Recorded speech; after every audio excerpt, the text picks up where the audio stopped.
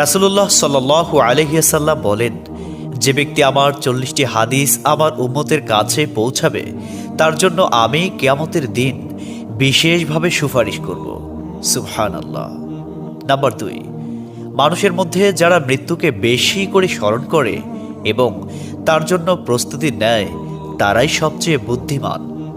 Number 3, প্রত্যেক জিনিসের জাকাত আছে, আর দেহের জাকাত হচ্ছে রোজা। নাম্বার 4, যে তার সময় আল্লাহর জন্য ব্যয় করে না তার জন্য জীবন অপেক্ষা মৃত্যু শ্রেয়।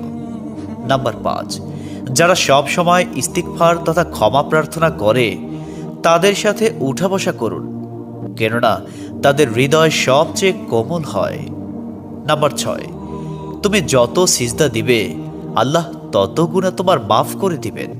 সুবহানাল্লাহ। নাম্বার 7, সূরা ফাতিহা প্রায়